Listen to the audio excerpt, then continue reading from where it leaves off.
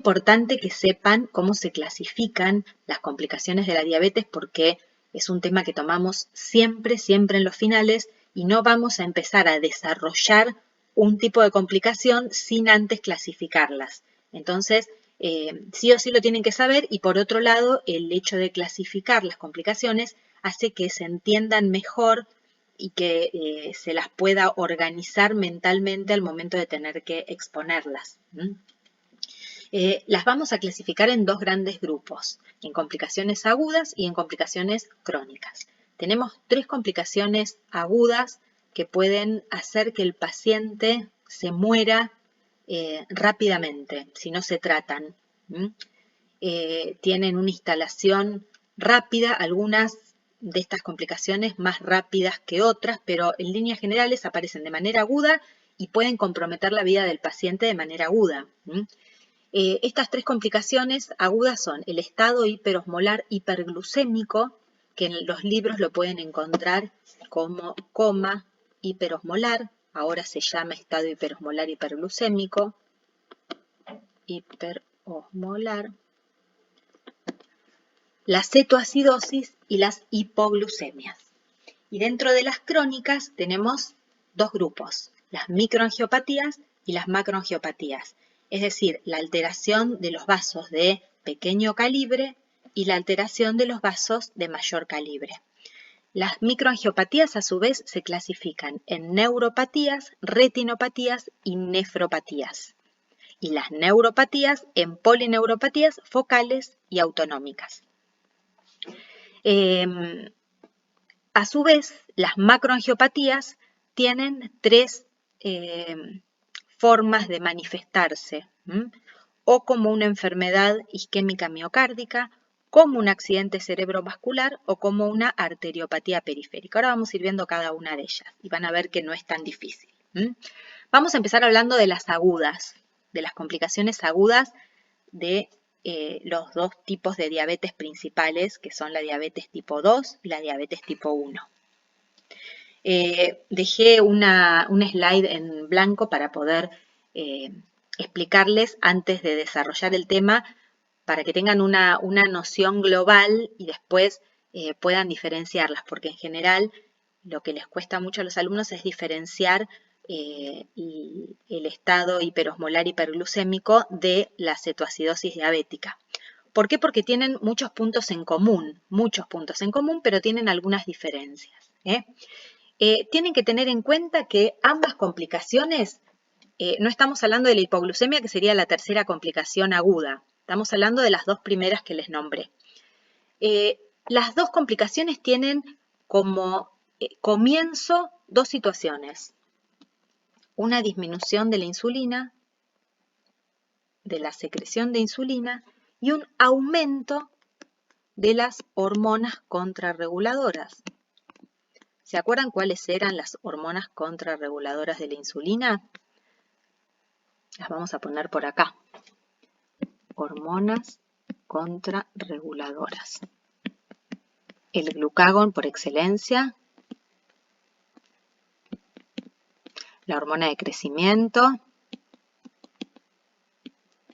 las catecolaminas con acción hormonal, no cuando hablamos de neurotransmisores, y el cortisol. Entonces, estas 2 complicaciones se producen por lo mismo, porque hay una disminución de la insulina o hay un aumento de la secreción de hormonas contrarreguladoras. Y depende de cuál de las 2 complicaciones se trate, va a haber más o menos secreción de insulina y de hormonas contrarreguladoras. Y esto es lo que va a hacer que el cuadro clínico varíe un poco entre una complicación y la otra. ¿Por qué se produce esta situación de disminución de la insulina y este aumento de las hormonas contrarreguladoras? Vamos a poner causas. Son 2 básicamente las causas importantes. La primera es que el paciente haya disminuido la administración de insulina exógena, es decir, que se haya inyectado menos insulina de la que ese paciente debería inyectarse. Entonces, disminución de la administración, me cuesta escribir, perdonen la letra, pero es re difícil escribir con la pantalla en esta posición, de la administración de insulina. Es decir, que haya una disminución de la insulina porque el paciente se inyectó menos insulina de lo que debía. Que eso pasa muchas veces en los pacientes, muchas veces. Que comen de más y se inyectan las mismas unidades de insulina que se inyectan siempre, pero comieron mucho más, entonces esa insulina fue pobre para poder normalizar la glucemia que derivó de esa gran ingesta de hidratos de carbono que tuvieron. La otra situación es que el paciente sufra alguna de las causas de estrés. Y no estoy hablando de estrés psicológico, estoy hablando de una situación de estrés metabólico, de estrés orgánico. ¿Cuáles son las causas de estrés? ¿Por qué puede tener el paciente una situación de estrés? La principal causa es la infección. Es decir, un paciente diabético que sufre un proceso infeccioso es un paciente que tiene estrés. Cada vez que hablamos de estrés, hablamos de secreción de hormonas contrarreguladoras. Fíjense que, por ejemplo, el cortisol, las catecolaminas, el glucagón, son hormonas típicas de la respuesta al estrés. Entonces, cada vez que el paciente sufre alguna causa de estrés, hipersecreta hormonas contrarreguladoras, que es la otra situación que se daba acá. Entonces, o porque el paciente se administre poca insulina, o porque el paciente tenga algún estresor orgánico, como puede ser una infección, como puede ser un accidente cerebrovascular, como puede ser un infarto agudo de miocardio. Cualquiera de estas situaciones generan aumento de la secreción de hormonas contrarreguladoras. Hay otras causas, como por ejemplo el embarazo, como por ejemplo algunos fármacos que producen secreción de hormonas contrarreguladoras. Por ejemplo, un paciente que está recibiendo corticoides. Bueno, entonces, las causas son estas para las dos patologías. ¿A qué va a llevar esta disminución de la insulina y este aumento de las hormonas contrarreguladoras? Claramente va a llevar a que el paciente tenga una hiperglucemia.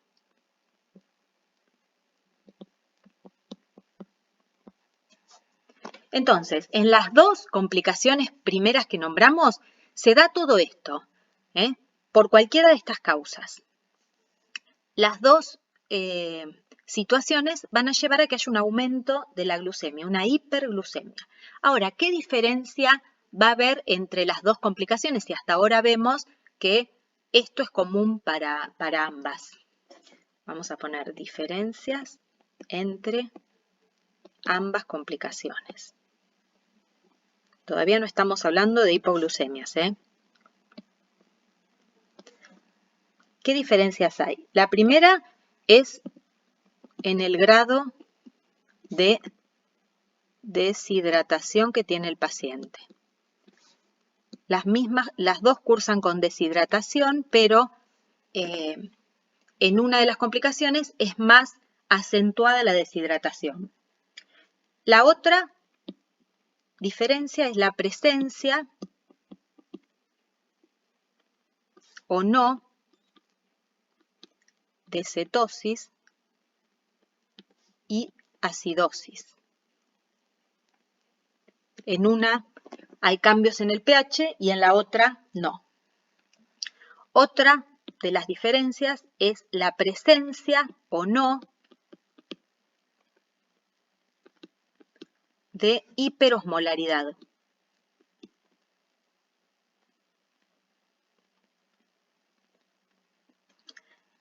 Y la última es la concentración de insulina y hormonas contrarreguladoras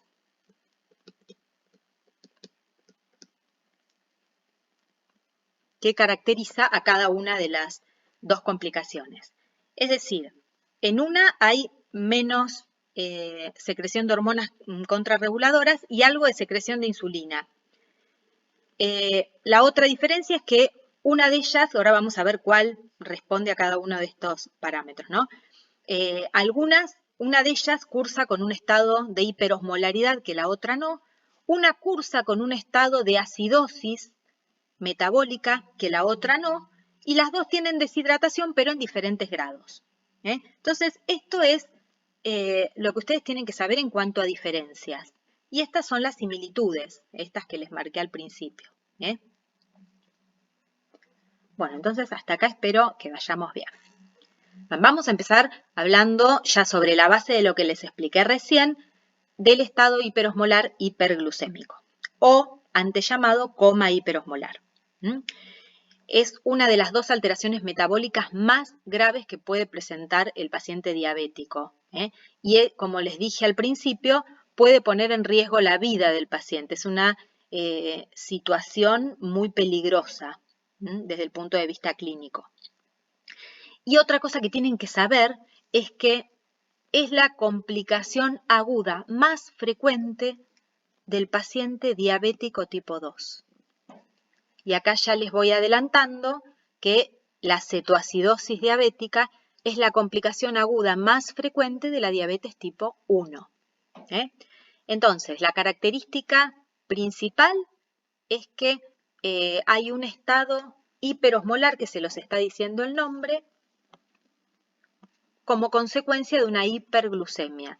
Es decir, aumenta tanto la glucosa en sangre que esto lleva a que haya una osmolaridad aumentada a nivel plasmático. Entonces, se los está diciendo el nombre, lo que caracteriza a esta complicación aguda es el estado hiperglucémico que va a llevar a un estado hiperosmolar. Y fíjense que una de las diferencias será esta, presencia o no de hiperosmolaridad.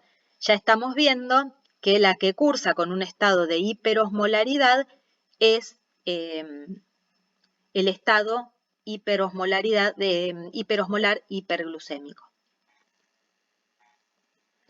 Y la otra característica es que es muchísimo más frecuente por lejos, la complicación más frecuente, podríamos decir, aguda, del paciente diabético tipo 2. Entonces, ¿por qué se va a caracterizar? Primero, por una hiperglucemia, que ya vimos cuáles eran las causas de esta hiperglucemia. Por un lado, la disminución de la secreción de insulina y por el otro lado, el aumento de la secreción de hormonas contrarreguladoras. Esas dos situaciones me van a llevar a que haya una hiperglucemia. Esa hiperglucemia va a ser muy importante. Va a ser mayor o igual a 600 miligramos por decilitro. ¿Esto a qué me va a llevar? A que haya un aumento de la osmolaridad plasmática, de la relación entre los solutos y el plasma. Esta hiperosmolaridad, si sabemos que la osmolaridad normal del plasma es alrededor de 300 miliosmoles por litro, vamos a encontrar que en el caso de la hiperosmolaridad va a ser mayor o igual a 300 miliosmoles por litro, 320 miliosmoles por litro. ¿A qué me va a llevar esto? A que haya un estado de deshidratación. ¿Por qué? Porque va a haber una diuresis osmótica. Es decir, esa glucosa va a llegar a los túbulos renales y como se excede la capacidad de reabsorción porque es demasiada la glucosa que se está filtrando y que está llegando a la luz tubular, entonces esa glucosa a nivel de la luz tubular lo que hace es atraer agua hacia el túbulo, hacia la luz tubular. Y por lo tanto produce diuresis, que se elimina glucosa y agua por orina. ¿Eso a qué lleva? Que el paciente se deshidrate, pierda líquido. Entonces, esto es muy fácil de pensar, porque todo está relacionado. La hiperglucemia me va a llevar a la hiperosmolaridad, y esta hiperglucemia va a hacer que aparezca más glucosa a nivel tubular, incapaz de poder reabsorberse por la cantidad que se está filtrando, que atraiga agua hacia la luz tubular, y que esa agua que atrae a la luz tubular termine eliminándose como orina, por lo que llamamos una diuresis osmótica, que va a llevar a que el paciente se deshidrate. Entonces, esto es un poco lo mismo que habíamos dicho recién. Se va a caracterizar por una deficiencia relativa de insulina y aumento de las hormonas contrarreguladoras. Y acá tenemos la otra diferencia. En este estado hiperosmótico, hiperosmolar, hay una deficiencia relativa de insulina, pero hay secreción de insulina como para evitar el estado de acidosis que caracteriza la otra complicación. Entonces acá ya tenemos la otra diferencia, que es esto, presencia o no de cetosis y acidosis. En esta no va a haber estado de cetoacidosis porque sigue habiendo algo de insulina, de secreción de insulina que previene de la cetoacidosis, que evita la cetoacidosis, a diferencia de la otra complicación. Y hay un importante grado de deshidratación por la hiperosmolaridad. Entonces, en las dos va a haber deshidratación, pero en el estado hiperosmolar hiperglucémico va a haber mayor deshidratación. Entonces, vamos a repasar esto en el caso de el estado hiperosmolar hiperglucémico. ¿Cómo están las concentraciones de insulina y hormonas contrarreguladoras? Hormonas contrarreguladoras están muy aumentadas, pero sigue habiendo algo de secreción de insulina como para que no se produzca el estado de cetoacidosis. Por el otro lado, hay presencia de hiperosmolaridad, producto de la importante hiperglucemia que van a tener estos pacientes, y eso va a llevar a que haya una gran deshidratación. Entonces, lo que caracteriza a esta complicación es la deshidratación, la presencia de hiperosmolaridad, una secreción relativa de insulina, algo de insulina se va a secretar, y la ausencia de cetoacidosis. Entonces, deficiencia relativa de insulina, aumento de las hormonas contrarreguladoras y por ende va a haber diuresis osmótica por la presencia de hiperglucemia en riñón, que esto ya lo dijimos recién. Hay una disminución de la captación de glucosa por los tejidos, porque acuérdense que las hormonas contrarreguladoras lo que hacen es aumentar la glucemia.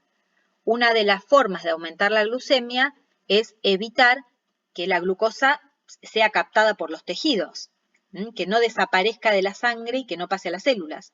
Entonces, al haber hormonas contrarreguladoras en exceso, va a haber una disminución de la captación de glucosa por los tejidos. Y a su vez, ¿qué hacían las hormonas contrarreguladoras? Aumentaban la producción hepática de glucosa y la glucogenólisis, es decir, la degradación del glucógeno para generar glucosa y por ende aumentar la glucemia. Entonces, por todo esto, ¿qué le termina pasando al paciente? Cada vez va a tener la glucemia más alta, por eso esta complicación cursa con glucemias muy altas. Vamos a ponerle 3 flechas para que se acuerden que esta complicación cursa con las glucemias muy altas porque hay mucho aumento de la secreción de hormonas contrarreguladoras, que a su vez estimulan que la glucosa no sea captada y que encima sea degradado el glucógeno y encima se produzca más glucosa a nivel hepático. Pero dijimos que existe suficiente insulina para evitar el estado de cetoacidosis. Y esta es otra de las características importantes, es que es más frecuente en personas mayores de 70 años. En general, no es 100% así, no es que una persona de 40 no pueda tener un estado hiperosmolar hiperglucémico, pero sí es más frecuente después de los 70 años.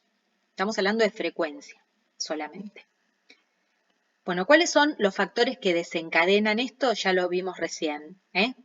Tratamiento con insulina insuficiente, cualquier situación que genere estrés, como por ejemplo quemaduras, una obstrucción intestinal, infartos, procesos infecciosos, bueno, todo lo que ya les clasifiqué antes. Algunos fármacos y algunas patologías que cursan con la secreción de hormonas hiperglucemiantes, por ejemplo la acromegalia, en la que hay una hipersecreción de hormona de crecimiento, el Cushing con secreción de cortisol, secreción de hormonas tiroides en exceso, todo lo que me va a llevar a que el paciente tenga un aumento de las hormonas contrarreguladoras.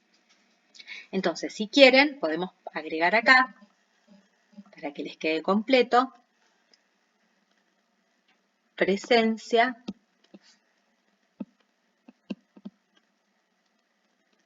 de... Ay, qué feo que me queda, perdónenme que tengo la letra tan fea, de enfermedades endocrinas. No cualquier enfermedad endocrina, cualquier enfermedad que genere un aumento de las hormonas contrarreguladoras. Eso aclárenlo, porque no es que cualquier enfermedad endocrina va a llevar a que el paciente tenga un estado hiperosmolar hiperglucémico. Bien, bueno, espero que esto les haya quedado claro. ¿Cuál es el cuadro clínico que van a tener estos pacientes? Y bueno, todo lo que va a derivar de el estado de deshidratación, la taquipnea, el aumento de la frecuencia respiratoria, la piel caliente y seca, hiperviscosidad sanguínea que puede producir trastornos tromboembólicos.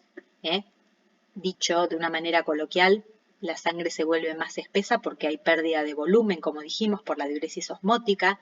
Los pacientes van a tener alteraciones visuales, hipotonía muscular, alteraciones neurológicas que pueden ir desde mareos hasta un estado de coma y alteraciones hemodinámicas, porque acuérdense que el paciente pierde volumen. Entonces, si pierde volumen, va a tener hipotensión, va a tener taquicardia, el corazón va a tratar de subsanar esta falta de volumen sistólico bombeando más rápido. Por eso van a tener taquicardia estos pacientes. Bueno, ¿cómo lo diagnosticamos entonces? Una glucemia mayor a 600. Un aumento de la osmolaridad, que esto se mide en el laboratorio. Que el paciente esté deshidratado, puede perder hasta 9 litros. Es una barbaridad. Un pH que es normal, porque dijimos que no cursaba con cetoacidosis. Esto, si no se acuerdan del bicarbonato, no importa.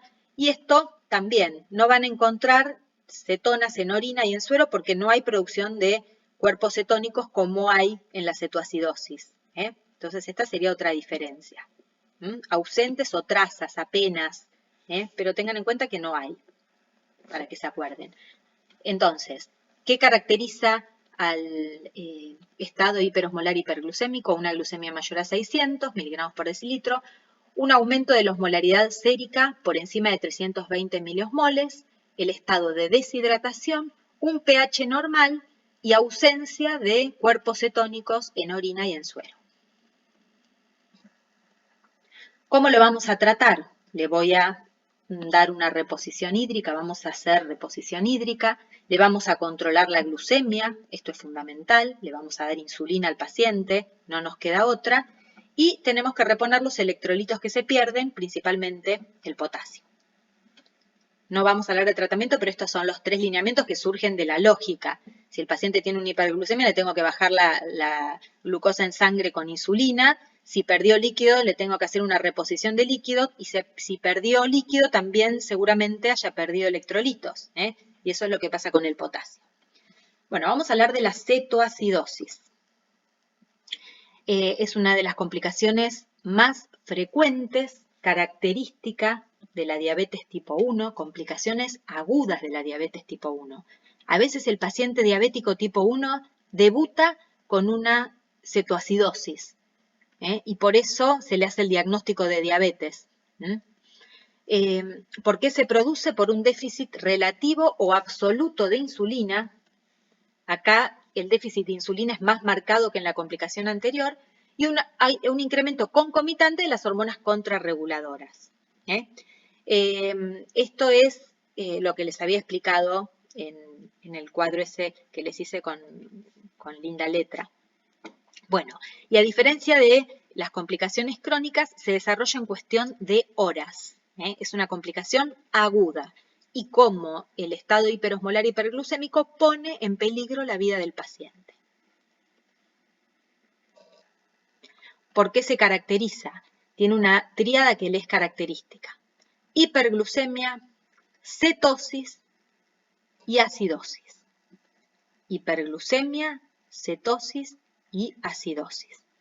¿Por qué se produce esto de los cuerpos cetónicos? ¿Por qué el paciente entra en un estado de acidosis? Porque empieza a generar cuerpos cetónicos.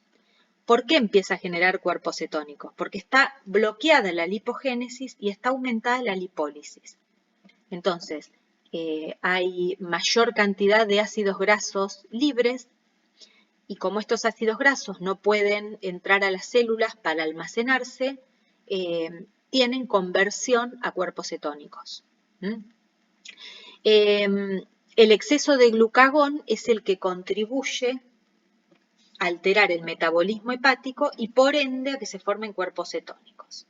Entonces, los cuerpos cetónicos van a estar propiciados por la disminución de la insulina que va a llevar a que haya un aumento de la lipólisis. La disminución de la insulina y el aumento de las hormonas contrarreguladoras, que son catabólicas, a diferencia de la insulina. Entonces, todo eso lleva a que haya aumento de la lipólisis. El aumento de la lipólisis lleva a que haya mayor cantidad de ácidos grasos libres y esos ácidos grasos libres terminan, en parte, por la gran cantidad que se están generando, terminan como cuerpos cetónicos, convertidos a cuerpos cetónicos. Y esto es importante. Los pacientes no pueden metabolizar la glucosa y por eso también están obligados a utilizar los ácidos grasos, porque como hay un déficit de insulina, no pueden utilizar la glucosa. Al no poder utilizar la glucosa, sí o sí el sistema nervioso tiene que abastecerse a expensas de los cuerpos cetónicos. Entonces, esto también contribuye a que el paciente genere cuerpos cetónicos, el hecho de que no puede usar la glucosa. Y el sistema nervioso no puede usar los ácidos grasos. El sistema nervioso usa o glucosa o cuerpos cetónicos. ¿Qué diferencia hay con el estado que se produce en una dieta cetogénica? En una dieta cetogénica se produce un estado de cetosis, es decir, aumentan los cuerpos cetónicos en sangre y en orina, pero no hay variaciones del pH, como en el caso de la diabetes. Que eso es una diferencia no menor, porque siempre los que están en contra de las dietas cetogénicas dicen que no, que puede producir una complicación como en la diabetes. No, son dos cosas distintas. Esto es un estado patológico. El paciente que está en estado de cetosis puede utilizar la glucosa como fuente energética. El paciente diabético no. Bueno, ¿qué son los cuerpos cetónicos? Ácidos débiles que liberan protones a la sangre y llevan a la acidosis metabólica, es decir, el hecho de que aumenten los cuerpos cetónicos en sangre lleva a que haya un estado de acidosis metabólica. Por eso se habla de cetoacidosis, y se los está diciendo el nombre, cetoacidosis diabética. Yo le digo coma hiperosmolar porque cuando estudiaba se llamaba coma hiperosmolar, pero no se llama más coma hiperosmolar. Este estado hiperosmolar hiperglucémico cursa con hiperosmolaridad e hiperglucemia, un gran aumento de la glucosa en sangre. Esto cursa con la cetoacidosis diabética, con formación de cuerpos cetónicos y estado de acidosis metabólica, es decir, cetoacidosis. Si ustedes piensan en el nombre, ya eso les tira una punta importante de qué consiste la enfermedad. Bien, estos cuerpos cetónicos van a producir deshidratación, cefalea, cansancio, alteración del estado de conciencia, aliento cetónico. Los pacientes con cetoacidosis tienen un aliento muy particular que se llama aliento a manzana y es por la eliminación de cuerpos cetónicos a través de la respiración. ¿Cuáles son los factores desencadenantes?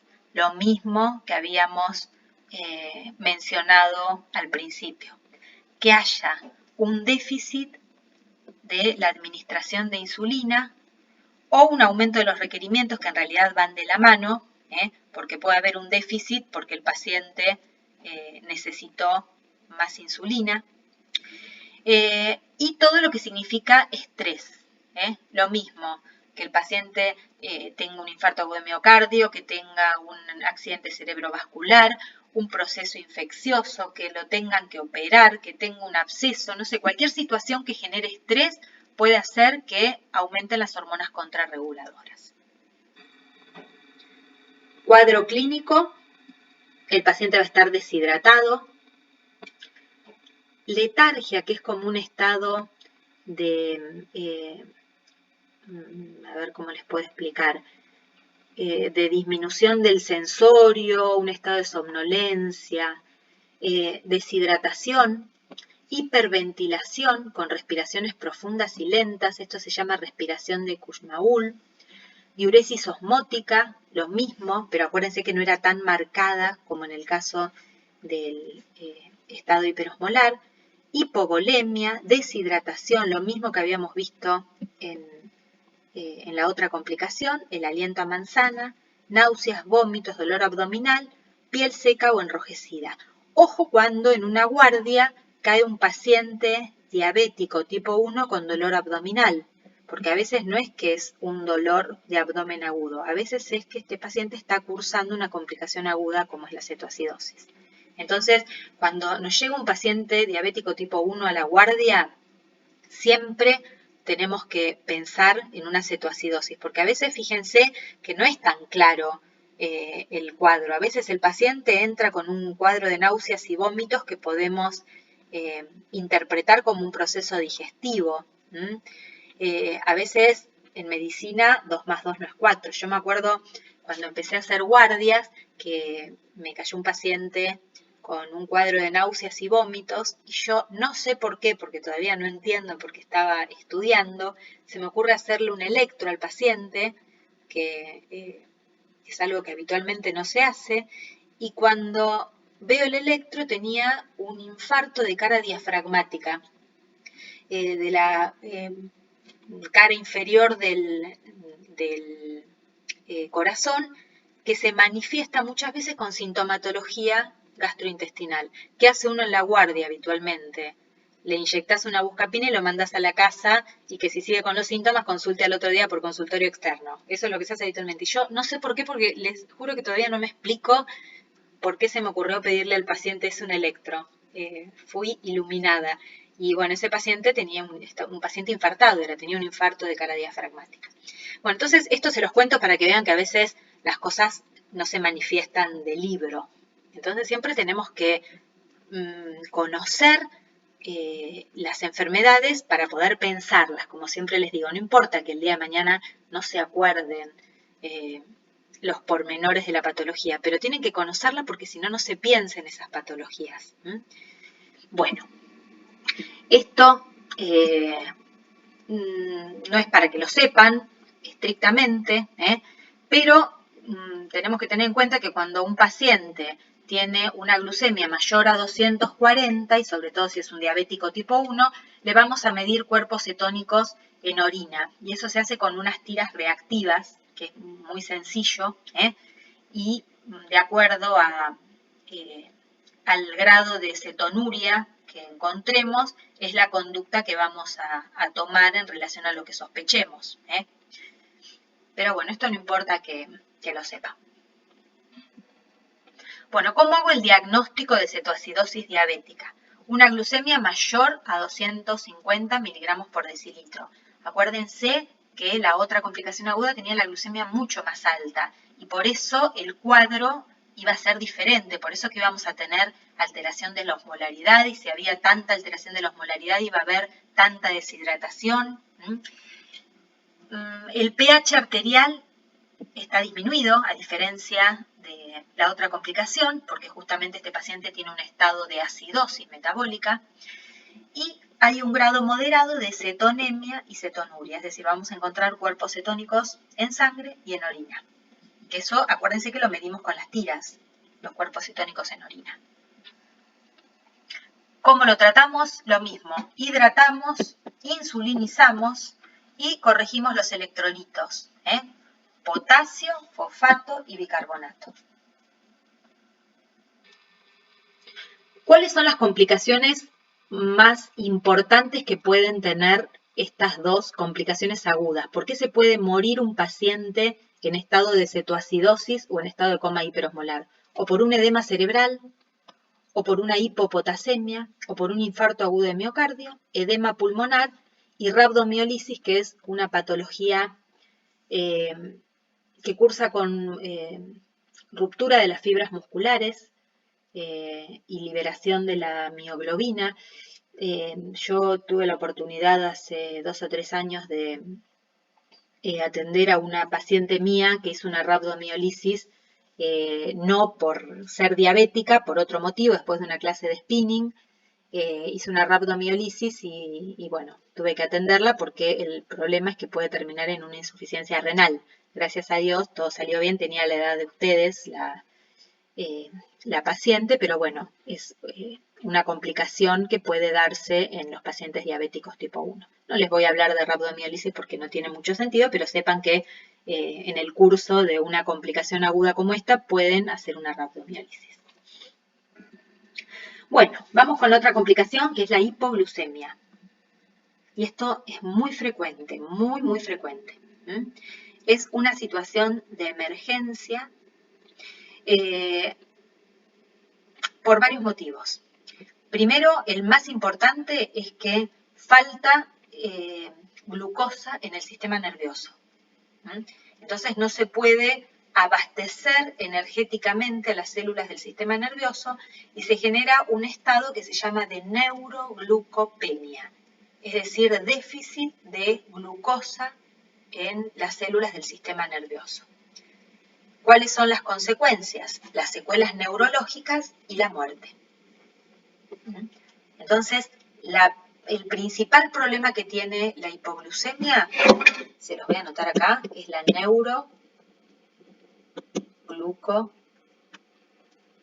esperen que me confundí.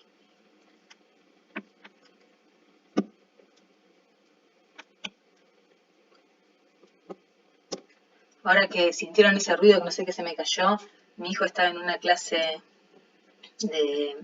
estoy en ingeniería aeronáutica, que ya, bueno, ya terminó de cursar, pero estaba en una de las clases y al profesor, que justamente da estructuras, se le vino abajo la pizarra en el medio de la clase y después en la clase siguiente estaba dando clases lo más bien y rueda la hija por la escalera y se empiezan a sentir los ruidos y él con total naturalidad les avisó a los chicos que, bueno, ese ruido que escuchaban era la hija que estaba rodando por la escalera, pero en ningún momento atinó a ir a ayudarlos, se sobresaltó, no, fue con total naturalidad y siguió la clase.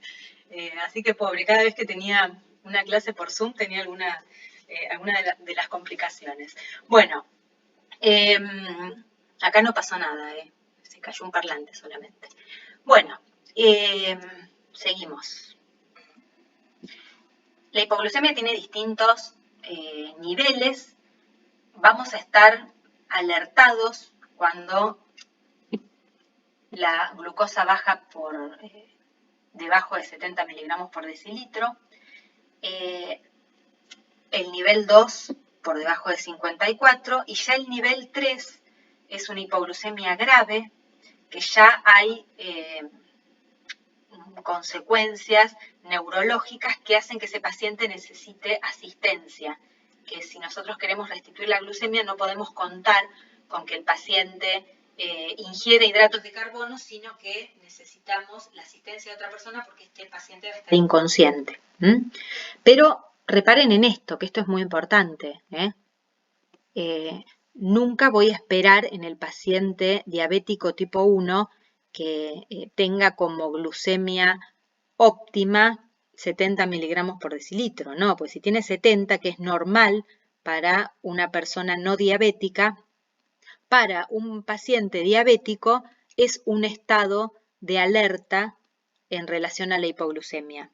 Entonces, no se confundan, cuando hablamos de valores normales de glucemia para un no diabético. ¿Qué tríada caracteriza a la hipoglucemia? Se llama tríada de Whipple y está constituida por 3 elementos. La primera, disminución de los niveles de glucosa en sangre, es decir, la hipoglucemia. Segundo, síntomas de hipoglucemia. Uno es el dato objetivable, que es hacer una glucosa en sangre y que esté disminuida. La otra es que ese paciente, como producto de la disminución de la glucosa, tenga síntomas clásicos de hipoglucemia. Y la tercera característica es que estos síntomas remitan cuando se corrige la glucemia. Es decir, yo a ese paciente le doy una carga de hidratos de carbono o le inyecto glucagón si el paciente está inconsciente y no puede colaborar, y automáticamente se resuelven los síntomas de la hipoglucemia. Entonces, estas tres cosas caracterizan a la hipoglucemia: disminución de los niveles de glucosa en sangre, síntomas clásicos de hipoglucemia y resolución de los síntomas cuando se corrige la glucemia. Cuadro clínico. Dijimos que tiene síntomas clásicos, síntomas que son muy indicadores de hipoglucemia. Estos síntomas, por un lado, van a derivar de la descarga del sistema nervioso autónomo. Son pacientes que van a sufrir sudoración, palidez, temblores, hambre, visión borrosa, palpitaciones, ansiedad, náuseas, y síntomas que derivan de la neuroglucopenia, falta de glucosa en el sistema nervioso, debilidad, fatiga. Son pacientes que van a estar confusos, pueden tener convulsiones, pueden estar comatosos. Pero cuando vemos un paciente diabético, sea diabético tipo 1 o tipo 2, y el paciente está sudoroso, pálido, tembloroso y tiene visión borrosa y tiene palpitaciones, ojo, porque ese paciente puede tener una hipoglucemia.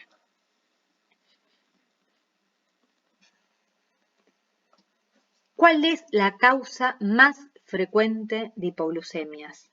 Que el paciente se inyecte una dosis de insulina cuando es insulino dependiente, que no es adecuada para la ingesta de hidratos de carbono que hizo. También puede ser que el paciente haya comido o se haya inyectado, mejor dicho, las dosis de insulina que corresponden a lo que está consumiendo de hidratos de carbono, pero haya otros factores intercurrentes que puedan generar hipoglucemia. Por ejemplo, el más frecuente es este. Y esto es muy importante.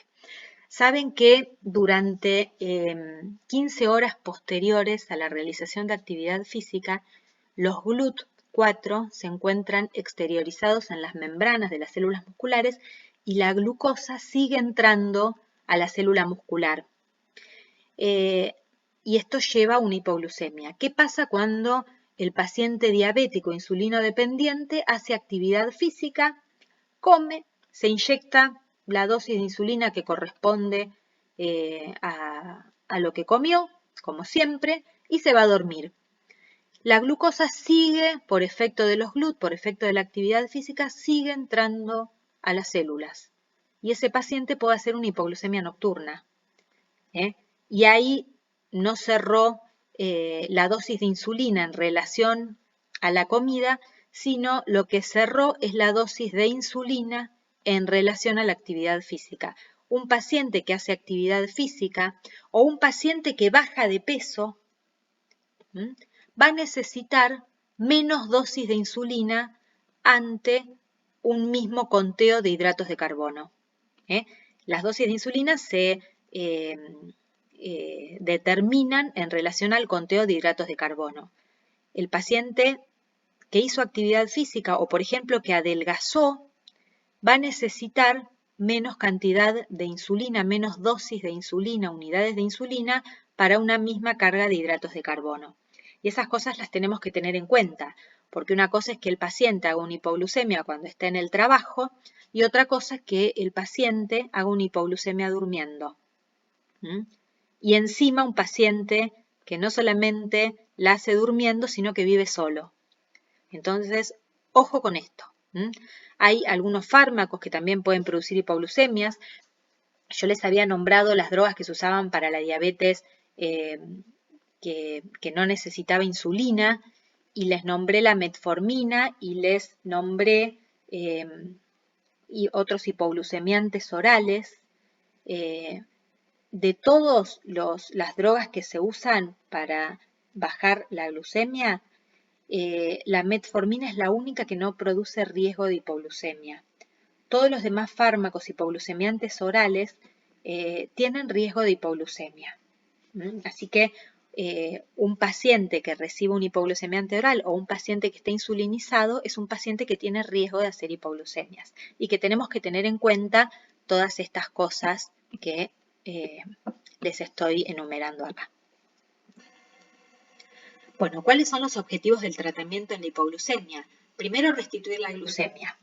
consumir una carga adecuada de hidratos de carbono, inyectar glucagón si el paciente está inconsciente, suero glucosado endovenoso también, y corregir la causa que le dio origen, lógicamente. Y lo importante es la prevención, que el paciente no llegue a una situación que se puede prevenir. Otra cosa importante es que los pacientes diabéticos con el tiempo no solo se ve afectada con el correr de la evolución de la diabetes, no solo se ve afectada la célula beta, sino también la alfa, que es la secretora de glucagón. Entonces, cuanto más tiempo de evolución tiene la diabetes, más tendencia tienen los pacientes a hacer hipoglucemias, porque tienen menor respuesta hiperglucemiante, porque está afectada la célula alfa ante situaciones de hipoglucemia. Bueno, acá tenemos dos, que los habrán visto en fisio, dos situaciones en las que el paciente puede tener hiperglucemias a la mañana. Que la glucemia esté alta a la mañana. ¿Por qué puede estar alta? Por dos razones, lo que se llama efecto Somogyi y el fenómeno del alba. El efecto Somogyi es una hiperglucemia que se produce por rebote. Es decir, el paciente a la noche hace una hipoglucemia. Esto hace que se secreten hormonas contrarreguladoras. Y esas hormonas contrarreguladoras terminan aumentando la glucosa más de lo habitual al despertar, a la mañana. Entonces, ¿cómo puedo saber si esta hiperglucemia es un efecto Somogyi o un fenómeno del alba, que también cursa con una hiperglucemia matutina? Y le voy a hacer una glucemia a las 3 de la mañana, que es en general cuando se produce la hipoglucemia. Si a la mañana, a las 3 de la mañana, yo evidencio que hay hipoglucemia, lo que tengo que hacer es disminuir la dosis nocturna de insulina. Porque le estoy inyectando, o se está inyectando el paciente demasiada insulina y eso le está generando una disminución de la glucemia aproximadamente a esta hora. Esto se compensa con un aumento de las hormonas contrarreguladoras que terminan generando, esperen que me fui, termina generando una hiperglucemia de rebote a la mañana. Esa sería una alternativa. La otra es que se produzca lo que se llama el fenómeno del alba. También es una hiperglucemia, pero que no se debe a una hipoglucemia nocturna, sino a que hay una secreción de hormona de somatotrofina, que es una hormona, como dijimos, hiperglucemiante, que tiene un ritmo circadiano y que se secreta haciendo un pico entre las 5 y las 6 de la mañana. Entonces, este paciente hace un pico de hormona de crecimiento a esta hora y eso hace, como es una hormona hiperglucemiante, que amanezca con una glucemia aumentada. ¿Cómo sé si esta glucemia aumentada entonces es por un efecto Somogyi o por un fenómeno del alba? Le hago una glucemia a las 3 de la mañana. Si yo a las 3 de la mañana evidencio que hay hipoglucemia, ya estoy pensando en el efecto Somogyi. ¿Qué hago? Se disminuye la dosis de insulina. En cambio, si a las 3 de la mañana la glucemia es normal, significa que tengo que aumentarle la dosis de insulina para contrarrestar la secreción de hormona hiperglucemiante que se produce fisiológicamente entre las 5 y las 6 de la mañana. Bueno, otras complicaciones de la diabetes. Ya vimos las complicaciones agudas, las 3 complicaciones agudas. Vamos a ver las complicaciones crónicas de la diabetes. Y cuando hablamos de complicaciones crónicas, me voy a volver atrás.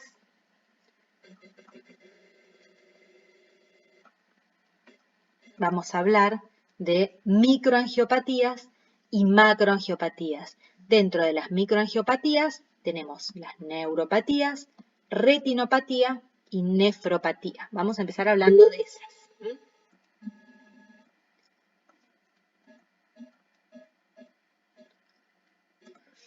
Bueno, no me importa que sepan con detalle por qué en la diabetes se afectan los vasos de pequeño calibre. Tengan en cuenta los títulos. Uno es la glicación no enzimática de proteínas.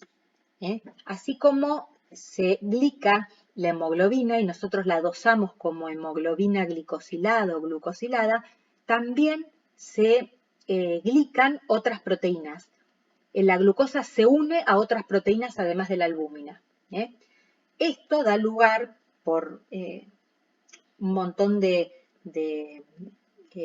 factores a la liberación de radicales libres. Entonces ya acá tenemos una de las causas por las que hay afectación de los vasos de pequeño calibre. Otra causa es la activación de la vía de los polioles. Es una ruta alternativa al metabolismo de la glucosa. Cuando no se puede metabolizar la glucosa porque no hay insulina, la glucosa puede seguir esta otra vía que se llama vía de los polioles. ¿En qué termina la activación de esta vía? En que haya una alteración del estado osmótico de la célula y haya estrés oxidativo. Lo mismo que pasa acá. Después vamos a ver cuando veamos disfunción endotelial qué es el estrés oxidativo. Otra causa por la que la diabetes puede afectar la microvasculatura es porque se active una proteína quinasa C, por la glucosa, que se va a convertir en diacilglicerol, y que esta proteína quinasa C lo que termine generando contracción del músculo liso y síntesis de factores de crecimiento vascular. Es decir, esta proteína quinasa C va a estimular que se formen nuevos vasos y que el músculo liso se contraiga y eso lleve a que haya una disminución de la luz y por ende del flujo sanguíneo. Y cuarto, un aumento de la permeabilidad capilar.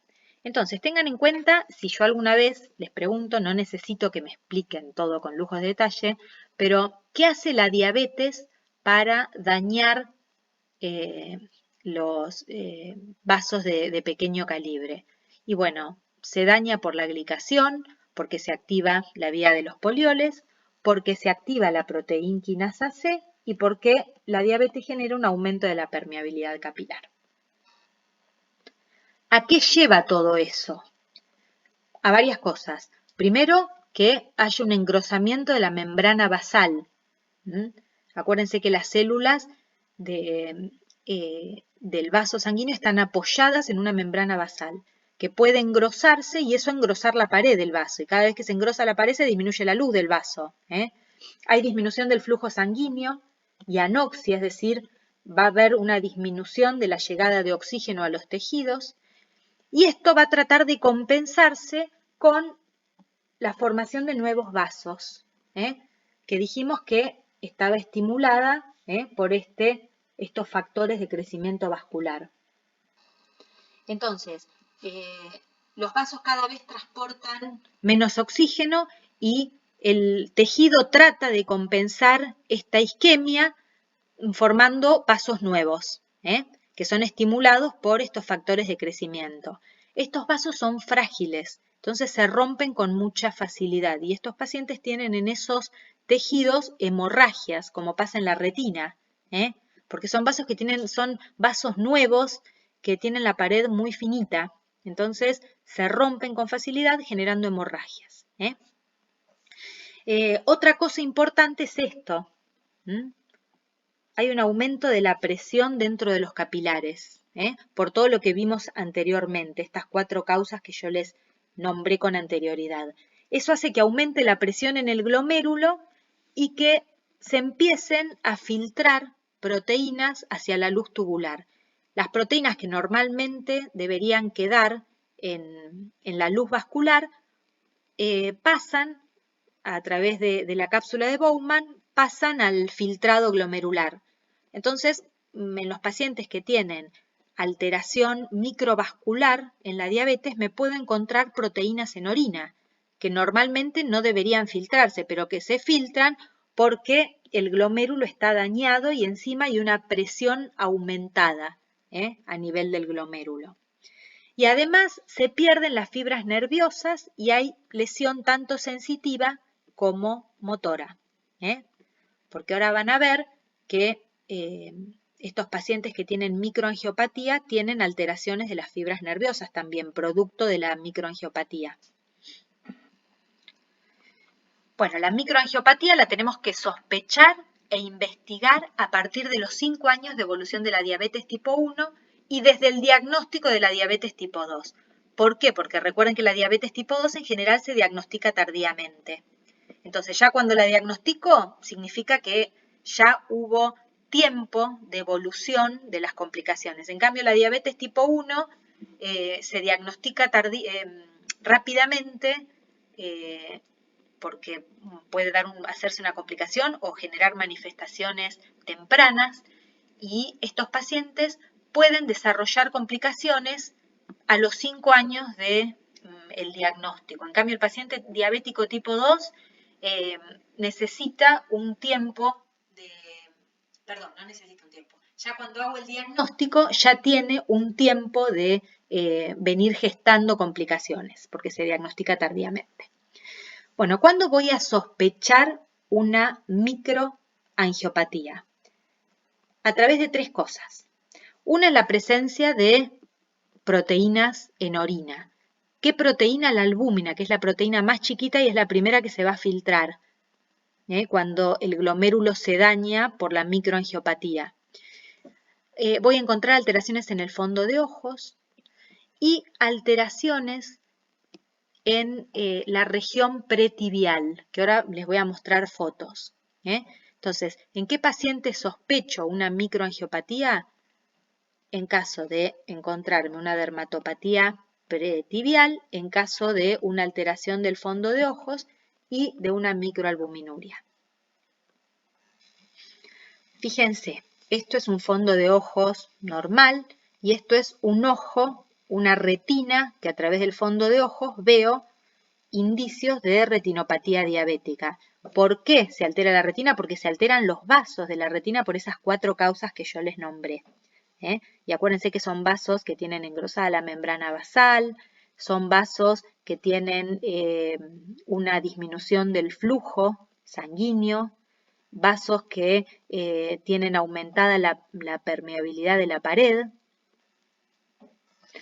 Bueno, esto es la dermatopatía pretibial de Binkley, que son estas lesiones que es frecuente que tenga el paciente diabético. También es por microangiopatía.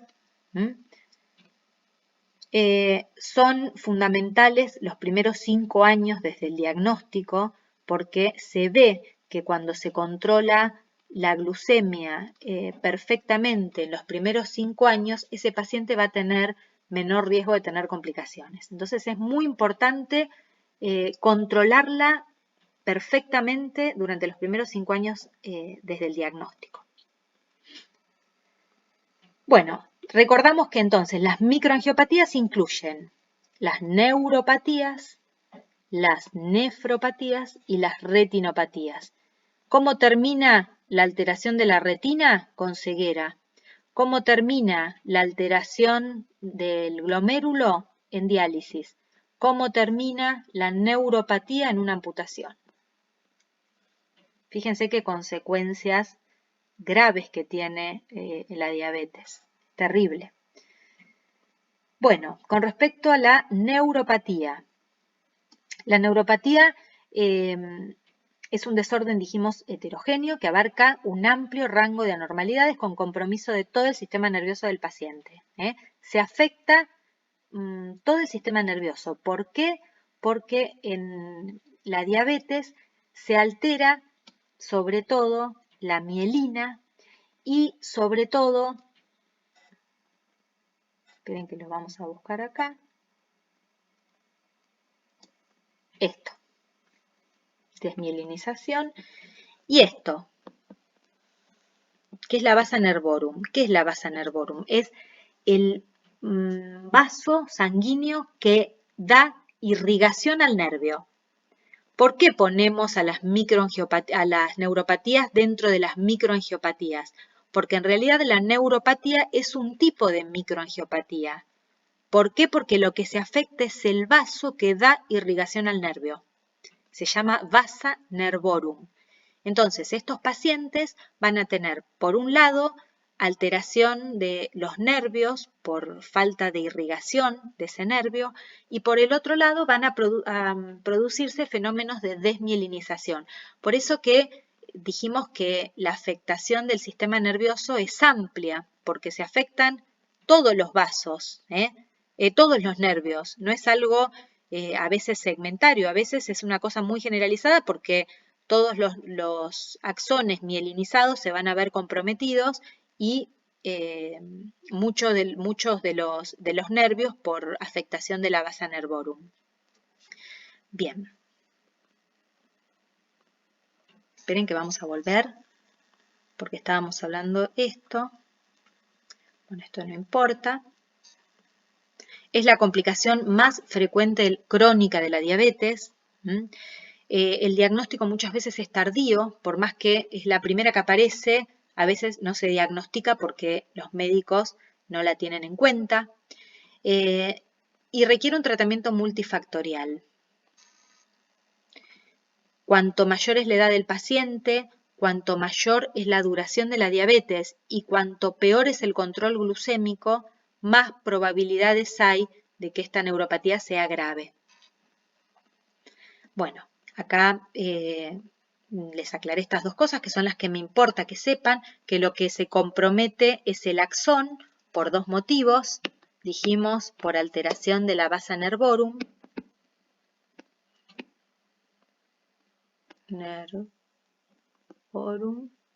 Y por alteración de la mielina, producto de la diabetes.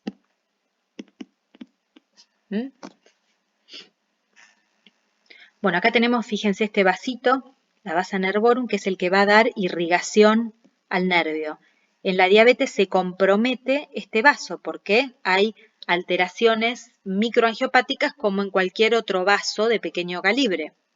Y a su vez que había alteración de la mielina, desmielinización. Entonces, en este gráfico, que lo encontré en italiano, pero me gustó, vemos las dos degeneraciones que se producen en la neuropatía diabética. Por un lado, la vasa nervorum, que altera la irrigación del nervio y por ende la función del nervio, tanto motora como sensitiva, y por el otro lado la mielina, se afecta. Bueno, ¿cómo puede manifestarse una neuropatía? De muchas formas. Ahora vamos a volver sobre esta diapositiva, este slide, porque les quiero decir otra cosa antes.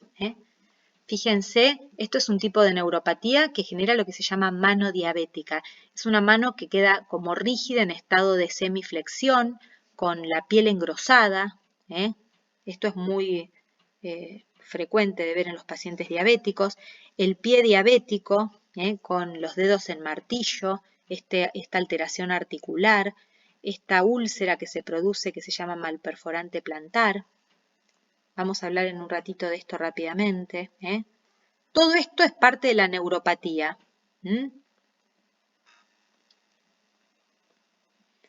Bueno, esto no me importa que lo sepan. Cómo clínicamente podemos evaluar si un paciente diabético tiene neuropatía. Hay muchas pruebas clínicas que le hacemos al paciente para ver cómo están los nervios. Le miramos los pies. El cardiólogo hace este test que es para ver cómo funciona el sistema nervioso autónomo, porque recuerden que se afectan muchos nervios, inclusive los nervios que tienen que ver con el sistema nervioso autónomo. Entonces, bueno, esto es un test que hace el cardiólogo, generando distintas posiciones en el paciente, haciéndole la maniobra de Valsalva, haciéndolo incorporar de golpe cuando está acostado, bueno, para ver cómo responde el corazón ante distintas situaciones.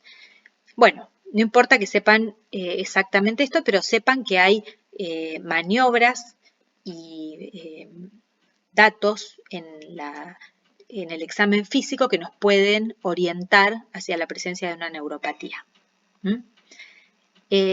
Existen tres tipos de neuropatías, las que se llaman polineuropatías, las neuropatías focales y las neuropatías autonómicas. Las polineuropatías son las que estuvimos nombrando hasta ahora, son las que afectan varios nervios, como les dije es lo más frecuente, cuando se afecta la mielina o la vasa nervorum.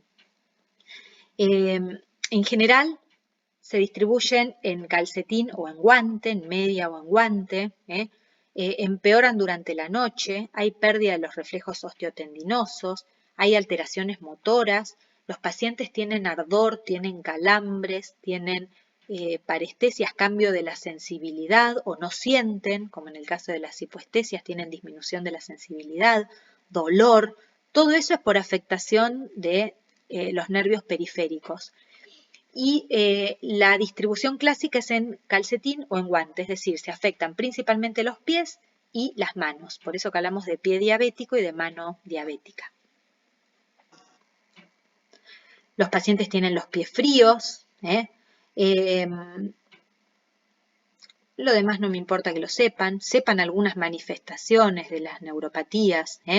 Pueden acordarse de la mano diabética, el pie diabético, que los pacientes tienen disminución de la sudoración porque hay una alteración de los nervios del sistema nervioso autónomo, tienen los pies fríos, tienen alteraciones de la posición, de la percepción de la posición, no saben por ahí en qué posición tienen los miembros. Esto es un pie típico del diabético que se llama neuroartropatía de Charcot. Son pies que no tienen sensibilidad por esto de las neuropatías, entonces cualquier traumatismo o porque al paciente se le encarna una uña o porque se quema con la bolsa de agua caliente o porque lo lastima un zapato, como no lo siente y está alterada también la circulación, entonces cualquier lesión que se produzca no cura porque no llegan por vía arterial los factores que tienen que llegar para cicatrizar porque está comprometida la vascularización. Entonces estos pacientes hacen úlceras y no se dan cuenta porque son indoloras y después terminan con una amputación porque no curan y llegan a la gangrena y después, bueno, se termina amputando o el dedo o el pie. Bueno, esto es lo que yo les decía, mal perforante plantar, es una úlcera en la base del metatarsiano porque como tienen una alteración de las articulaciones, hay una zona de hiperapoyo acá, con una disminución de la almohadilla plantar, esa grasa que tenemos en la planta del pie para amortiguar, tienen disminuida la almohadilla, entonces, bueno, tienen este riesgo por el daño articular y por la disminución de la almohadilla de hacer este tipo de lesiones ulceradas. Bueno, entonces hablamos de las neuropatías periféricas. Vamos a clasificarlas de vuelta para que las recuerden.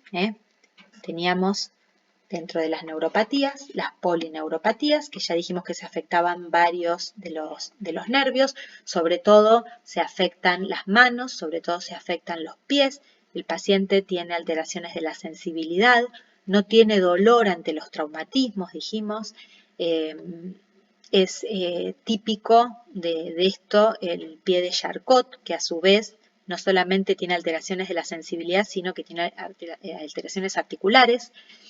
Y después vamos a hablar de las neuropatías focales, que en realidad tienen que saber lo que es. No me importa que sepan todo lo que yo les puse acá. Es cuando se afecta solamente algún nervio o un par de nervios, que no se afectan de manera general los nervios como en las que habíamos visto antes. Por ejemplo, se puede alterar uno de los nervios oculomotores y que el paciente tenga un ojo desviado o vea doble. Puede ser que se afecte este nervio, el popliteo lateral, y tenga el pie caído. No importa que sepan esto, sepan algún ejemplo para poder ilustrarme una neuropatía focal, que se afecta a algún nervio en particular y va a dar una sintomatología propia de la afectación de ese nervio. Y por último teníamos las neuropatías autonómicas. Que las neuropatías autonómicas, como se los dice el nombre, lo que se afectan son los nervios que corresponden al sistema nervioso autónomo. Entonces van a ver que el paciente puede tener un montón de manifestaciones que a veces pueden pasar desapercibidas, pero que son producto de la neuropatía. Miren, el paciente puede tener, por una neuropatía a nivel cardiovascular, tendencia a hacer hipotensiones, un infarto agudo de miocardio que no le duela, que sea indoloro. Puede tener incontinencia fecal, una vesícula perezosa, gastroparesia, un vaciamiento gástrico prolongado, todo por alteración de los nervios que dan inervación a los distintos órganos o del aparato gastrointestinal o del sistema cardiovascular. Puede tener el paciente una vejiga hipotónica, una disfunción eréctil, mayor tendencia a las infecciones urinarias, no tener sensación de ganas de orinar, porque están alterados los nervios, y orinan porque se llena la vejiga hasta más no poder. Pueden tener hipoglucemia sin síntomas adrenérgicos, por alteración del sistema nervioso autónomo. Pueden tener mayor sudoración en la parte superior del cuerpo y falta de sudoración en la mitad inferior del cuerpo, que esto también es característico del paciente diabético. Alteración de la dilatación pupilar ante la oscuridad. Entonces, repetimos, las microangiopatías incluyen las neuropatías, las nefropatías y las retinopatías. Ya hablamos entonces de las microangiopatías, por qué se producen las microangiopatías, cuáles serán las causas, esas 4 causas que les nombré, estoy sin polla, qué complicaciones traían y que estas microangiopatías podían derivar en una neuropatía por alteración de la vasa nervorum, terminar en una nefropatía o en una retinopatía. Cuando hablamos de nefropatía, es una glomerulosclerosis. Como dijimos, lo primero que vamos a encontrar como marcador de afectación de los vasos renales es la microalbuminuria y puede terminar en diálisis por insuficiencia renal. La retinopatía se diagnostica a través de un fondo de ojos que sí o sí tiene que tener el paciente por año y puede evolucionar hacia una ceguera. Acuérdense, o se afectan por microangiopatía los vasos del riñón, los vasos de la retina o la vasa nervorum y por ende los nervios. Bueno, acá vemos un fondo de ojos con los vasos dañados, los exudados. ¿Se acuerdan? Porque se formaban vasos nuevos, se rompían las paredes de los vasos y se generaban hemorragias. El aumento de la permeabilidad capilar producía los exudados. Bueno, y con respecto a las macroangiopatías, y ya estamos terminando, entonces, recordamos, complicaciones agudas y crónicas. Dentro de las agudas teníamos cetoacidosis, estado hiperglucémico, hiperosmolar hiperglucémico, hiperosmolar hiperglucémico y las hipoglucemias. Dentro de las complicaciones crónicas teníamos las microangiopatías y las macroangiopatías. Dentro de las microangiopatías teníamos las neuropatías con sus subtipos, las nefropatías y las retinopatías. Es decir, se pueden afectar los vasos de los nervios, del riñón y de la retina. Ahora vamos a ver las macroangiopatías, que son muy cortitas, quédense tranquilos. Las macroangiopatías generan 3 enfermedades. La enfermedad coronaria, es decir, que se obstruye una arteria coronaria y el paciente da un infarto agudo de miocardio. Que se obstruya una arteria cerebral y que el paciente haga una ACV, o que se obstruya una arteria periférica, ya estamos hablando de vasos de más calibre, y el paciente tenga lo que se llama claudicación intermitente. En las 3 situaciones falta irrigación en distintos órganos, en este caso en el corazón, en este caso en el sistema nervioso y en este caso en las piernas. ¿Esto con qué tiene que ver? La macrovasculopatía, con la formación de la placa de ateroma. Los pacientes diabéticos tienen mayor tendencia a formar placa de ateroma. Y esta placa de ateroma terminar generando trombos que ocluyen vasos y pueden producir estas tres patologías que les nombré: IAM, ACV y claudicación intermitente. Depende qué arteria se obstruya. Esto lo vamos a ver cuando veamos en la próxima clase disfunción endotelial.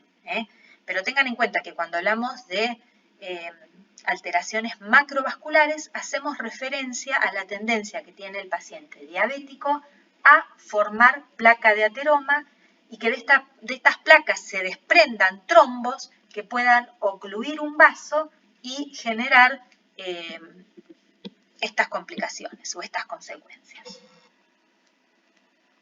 Acuérdense que lo que obstruye la luz del vaso no es la placa, sino el peligro es que de esa placa se desprenda un trombo y que el trombo termine ocluyendo un lugar de la vasculatura que esté más estrechado.